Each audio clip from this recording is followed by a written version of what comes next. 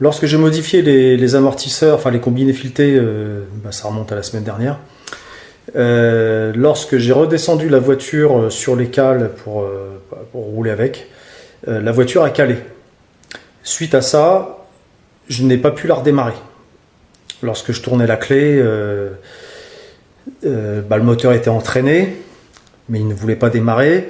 Et à l'échappement, j'entendais des grosses pétarades, vraiment, mais ça faisait des coups de fusil. Comme là, les gars, quand ils mettent un launch control ou un truc comme ça, ça bam, bam, bam, ça tapait fort, mais la voiture ne voulait pas démarrer. Donc voilà, j'ai vérifié si j'avais de l'allumage sur une bougie. Donc oui, j'avais de l'allumage, en tout cas sur la bougie que j'avais contrôlée. Peut-être que sur les 3 autres, il n'y en avait pas. J'aurais peut-être dû contrôler les 4, je ne sais pas. Bon, du coup, j'ai laissé la voiture en plan comme ça pour toute la soirée et toute la nuit. Et le lendemain, dans la journée, j'ai tenté de la démarrer. Et c'est ce qu'on va voir dans les images qui suivent.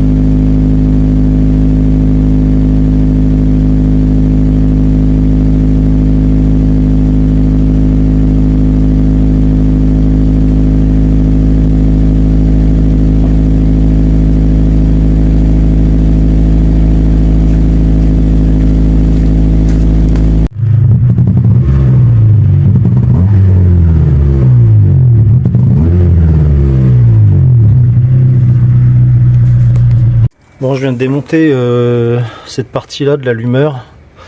Bon, j'ai repéré les numéros de bougies parce que j'y connais rien, pour être sûr de ne pas me planter hors montage. Et puis il y a quelques temps, j'avais remarqué que ici il y a des poils ou des cheveux. Alors c'est soit une bestiole ou peut-être le gamin du voisin.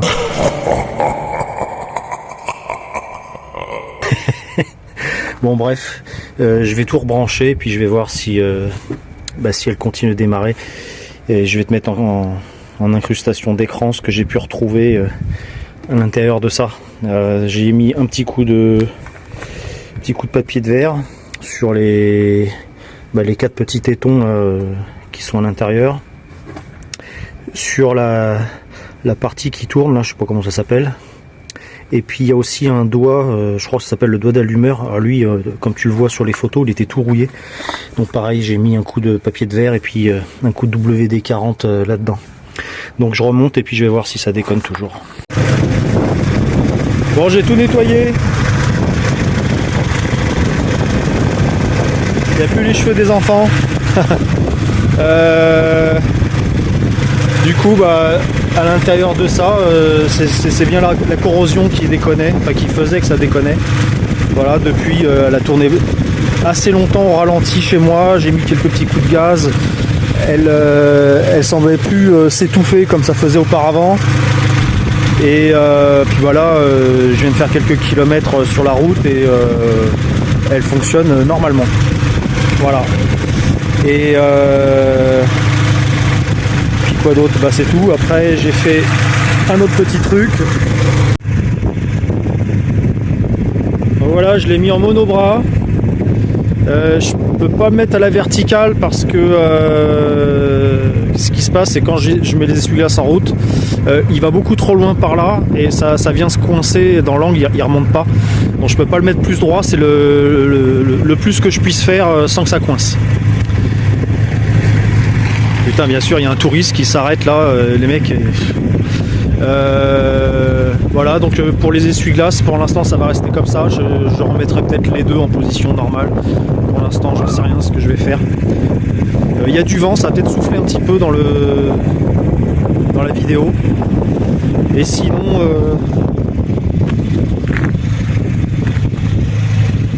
voilà à quoi ça ressemble. Donc là devant c'est beaucoup plus bas qu'auparavant. Donc peut-être que derrière je vais y retoucher un peu. Alors c'est bien qu'elle soit basse, par contre du coup entre le sol et la voiture, il n'y a plus beaucoup d'espace. Et ce qui fait qu'à la maison, bon je la couvre parce que sinon j'ai de la flotte qui rentre par les feux arrière, donc je mets une bâche par dessus, et pour que la bâche s'envole pas, j'ai un système avec un élastique là que je passe par en dessous. Et comme la voiture elle est généralement le long de la clôture, je peux pas circuler entre la voiture et la clôture pour passer le fil en dessous. Donc de ce côté là, avec un balai je vais chercher mon élastique de l'autre côté de la voiture, sauf que maintenant le balai il passe plus. Tellement elle est devenue basse entre le sol et le châssis quoi. Et donc voilà au niveau du coffre arrière les dégâts qu'il y a. Je l'ai acheté comme ça. Donc je pense qu'ils avaient dû poser quelque chose dessus. Puis quand ils ont refermé le coffre, parce que là on voit que ça a remonté comme ça, et puis là ça a baissé. Donc il y avait peut-être un bout de bois, enfin j'en sais rien, ils avaient mis un truc. Et puis quand ils ont reclaqué le coffre, ça a dû tout tordre. Donc c'est pour ça que j'ai un autre haillon. Parce que le spoiler d'origine, là, tu vois la couleur qu'il a, là, il est jaune pisse, ça fait vraiment dégueulasse. Et bon, je pense que dans un premier temps, lui, il va prendre un coup de peinture. Je te dis pas ce que je vais faire exactement, parce que si je te dis tout avant, ça sert plus à rien de faire des vidéos de temps en temps. Et voilà, je suis assez content. Donc là, la voiture, elle fonctionne bien. Au niveau de la suspension à l'avant, j'ai plus le point dur comme je pouvais avoir avec mon premier montage. Là le volant c'est bien souple. Il faut que je roule un petit peu plus pour me rendre compte. J'ai presque l'impression, mais c'est peut-être qu'une impression parce que je me suis habitué à comment elle était avant. J'ai presque l'impression que le volant il est un peu flou. Alors est-ce que c'est une sensation fausse ou est-ce que c'est réellement ça? Il faut vraiment que je roule un petit peu plus avec la voiture. Bon, je me suis acheté un petit truc. Alors, qu'est-ce que c'est d'après toi?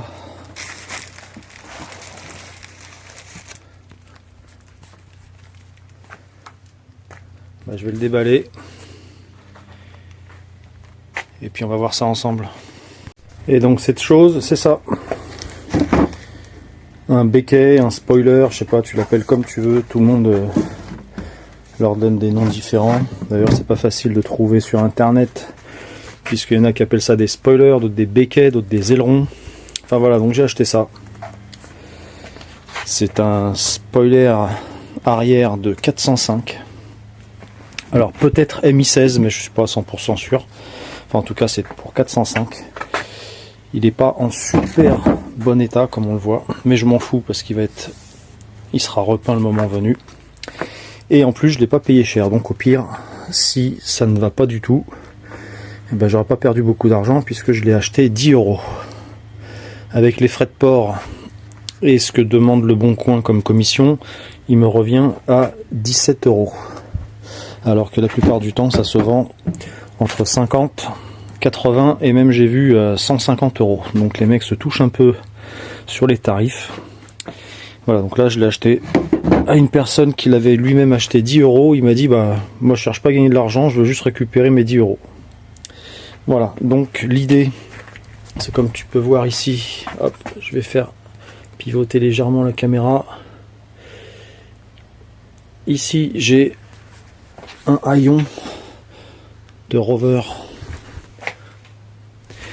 C'est le vendeur qui m'avait donné ça avec quand j'ai acheté la voiture, parce que sur le mien je mettrai une petite incrustation dans l'écran. Il est un peu abîmé, donc lui il avait acheté ça ou il l'avait récupéré, enfin peu importe, et donc il me l'a donné quand j'ai acheté la voiture, ce qui fait que un jour ça sera prévu de changer le haillon et puis du coup de mettre ça dessus pour voir. Voilà, donc les puristes vont s'arracher les cheveux, mais les puristes, c'est pas eux les propriétaires de ma voiture, donc je m'en fous. Et bon, attends, on va se mettre comme ça. Donc ouais, je disais les puristes, bah je m'en fous de ce qu'ils pensent. Ouais, je suis pas très bien coiffé parce qu'il y a pas longtemps que je suis levé, je me suis juste brossé les dents. Ouais, les puristes, bah tant pis pour eux, hein, s'ils sont pas contents, c'est pas leur voiture. Donc moi sur ma Rover, j'apporte quelques modifications, mais ce sont des modifications sur lesquelles on peut revenir en arrière parce que je garde toutes les pièces que je change ou que je modifie, ce qui fait que... Attends, je vais essayer de te montrer ça. Là ici, voilà, là tu as aperçu, j'ai les amortisseurs d'origine. J'ai en plus des amortisseurs d'origine, les amortisseurs que j'avais achetés qui sont eux équipés de ressorts plus courts. Donc ce qui fait que j'ai deux jeux d'amortisseurs, bon, plus les trucs chinois là qui sont montés sur actuellement sur l'auto. Et pareil pour tout ce qui est les cylindres en bloc que j'avais changé. Alors j'ai gardé les vieux cylindres en bloc, bon, qui sont tout pourris hein, parce que le caoutchouc était mort, mais on peut récupérer par exemple à l'arrière, j'ai changé les bras de suspension supérieurs, etc. J'ai gardé ceux d'origine, donc il est tout à fait possible de la remettre d'origine. C'était le but, enfin c'est un peu le but des modifications que je vais faire, c'est de pouvoir la remettre un jour en état d'origine si besoin. Et donc bah, pour cette histoire, vu que un jour je changerai le coffre arrière, je conserverai celui qui est sur la voiture, qui au-dessus est un petit peu abîmé, qui lui est équipé du spoiler d'origine des Rover. Voilà, donc est-ce que ce truc là ça se monte? J'en sais rien. Je vais regarder là à blanc ce que ça peut donner sur le haillon, et puis je te reprends dans 10 secondes.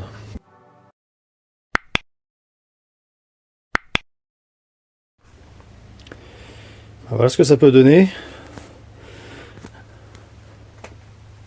Bon, il n'est pas centré parce que là j'ai pas la place pour coucher complètement le coffre. J'ai mes engins de torture qui sont à côté et puis du reste c'est un petit peu encombré comme tu peux voir. Donc j'ai fait comme ça. Je l'ai calé là sur le côté, donc normalement il devrait dépasser un tout petit peu sur la gauche là. Parce que ici on se rend compte que bah, en largeur en fait ça serait très bien. Puisque sur l'auto, à ce niveau-là, on a un petit bout d'aile. Donc lui, comme normalement il doit revenir par là de quelques centimètres, ça dépassera pas de la voiture. Ça pourrait faire sympa. Ça pourrait faire sympa. Donc voilà. Je mettrai ça. Bon, je sais pas quand. Ça fait pas partie des priorités. Déjà, faudrait que je change lui. Et puis voilà.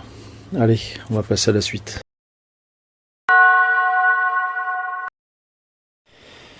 Et bien, j'ai reçu ce petit colis aussi. Alors, voilà, je me suis acheté un sèche-cheveux.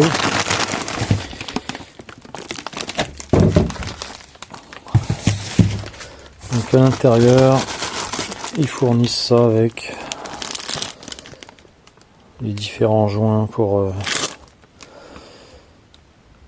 l'échappement, pour l'eau, pour l'huile, voilà. Bon bah du coup, comme tu peux le voir, je l'ai pas encore déballé, donc on va le faire. Déballage.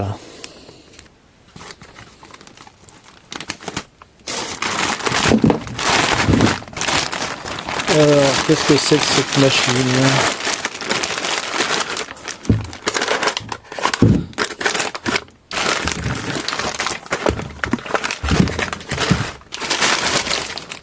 C'est la première fois que je porte un turbo, je savais pas que ça faisait ce poids là. Hein. Je pensais pas que c'était si lourd, on va dire. Donc côté échappement, il y a 5 boulons qui normalement devraient correspondre avec ce que je me suis acheté pour faire mon échappement. Bon voilà. Bon, il n'y a rien de plus à voir pour l'instant, hein, je suis pas un spécialiste. Donc c'est un petit turbo. Je te mettrai les specs en capture d'écran, hein, enfin voilà, parce que je les ai pas en tête. Et puis là dans le carton, il n'y a absolument rien. Donc théoriquement c'est un Max Speeding Road, sauf que c'est marqué nulle part. mais je l'ai pas acheté sur la boutique Max Speedin Road. Voilà, je l'ai acheté sur AliExpress parce que le modèle que je voulais il n'est plus disponible chez Max. On va l'abréger comme ça parce que en plus ça leur fait de la pub alors que moi il me donne rien du tout. Donc chez Max il est marqué en rupture de stock. Et c'est de ma faute parce que ça faisait un moment que je louchais sur ce petit turbo. Et finalement j'ai tellement attendu que voilà. Et je l'ai trouvé sur AliExpress. Une boutique qui s'appelle MXR, si je dis pas de conneries. Voilà, donc avec exactement les mêmes photos que sur le site de Max.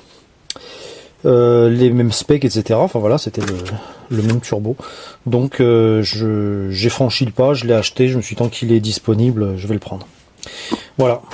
Bon bah je vais le remettre dans son emballage. Pour l'instant, il n'y a rien de plus à voir. Ah si je vais regarder, c'est la partie turbo, là, si ça s'adapte. La partie échappement.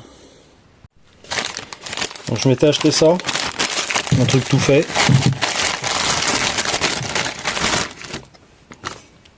Donc ça sort en V-bande. Et puis ça vient se foutre sur le turbo. Donc je vais voir tout de suite si c'est les mêmes anthrax de boulons. Ça m'arrangerait que ça aille dessus. Bon bah c'est bon. Voilà. Ça vient se mettre bien comme il faut. Je vais placer le joint. Avec le joint on va mieux voir. Voilà. Le joint il vient bien au bon endroit. Et la pièce elle vient par dessus. Bon bah ça c'est très bien. Et je sais que par contre j'aurai une petite modification à faire. Enfin c'est pas une modification parce que je vais rien modifier. Je vais juste mettre une pièce en plus. C'est par rapport au collecteur d'échappement, puisque ça c'est une sortie T3, T4. Et sur le turbo c'est... Il est où? Il est là. C'est sortie T25. Donc en fait c'est plus petit. Alors je suis en attente de recevoir une bride là qui permet de faire la transition entre T4 et T25. Parce que là quand je l'approche, alors que je cale bien ça, voilà. Donc là on se rend compte que c'est beaucoup plus large que sur le turbo. Voilà, si je mets comme ça, on voit que les trous tombent pas en face. Parce que au niveau du turbo c'est plus petit. Donc là j'ai les deux trous du turbo et de l'échappement qui sont en face. Mais de ce côté là,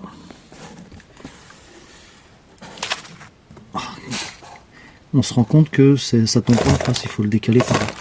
Bon, la vidéo c'est pas très net mais c'est chiant à caler, je suis pas super outillé puis je suis pas un bon caméraman de toute façon. Enfin en attendant, donc ici j'ai une petite bride qui doit venir et quand je l'aurai bah, je te la montrerai. Et puis le montage de tout ça, ça sera pas tout de suite, hein. J'ai encore quelques petits trucs à régler avant. Mais petit à petit bah, j'ai les pièces qui arrivent, je les commande. Donc là-dedans, il y a tout un tas de boîtes avec plein de trucs. J'ai une sonde, comment ils appellent ça, un truc large bande. J'ai là ici ça là, c'est le faisceau qui va avec. J'ai des colliers V-band. Enfin voilà, j'ai pas mal de trucs. Je t'avais déjà montré le circuit d'intercouleur. Donc j'ai les tuyaux avec les manchons, etc. Ici j'ai le radiateur, enfin l'intercouleur. Voilà, petit à petit j'achète les pièces, mais je voudrais dans un premier temps m'occuper d'autres trucs sur la voiture. Je vais sûrement envoyer la culasse, pas pour la refaire parce que je pense pas qu'elle soit tordue, Mais enfin si, la refaire quelque part, parce que je voudrais qu'on me change les... Comment ça s'appelle déjà? Les guides de soupape. Voilà, donc je vais l'envoyer dans une boîte. Ils vont me changer ça, ils vont me roder toutes les soupapes, comme ça moi j'ai pas à le faire. S'il y a besoin, ils vont la rectifier, mais pour moi il n'y a pas besoin, puisque la voiture elle consomme pas d'eau, etc. Mais voilà, au moins j'aurai une culasse qui sera bien faite, et ensuite je pourrai me mettre à faire les pièces turbo. Ça va peut-être se faire dans l'année, puisque je pense que je vais obtenir toutes les pièces qu'il me faut. Voilà, je pense que ça va être tout pour aujourd'hui. Donc il y a eu une résolution de panne, il y a eu un monobras qui a été mis. Dans la dernière vidéo, j'ai réglé une partie de la suspension, ce qui me plaisait pas. Voilà, on va attendre les autres étapes, et je pense qu'il va y avoir des trucs sympathiques à venir d'ici quelques semaines.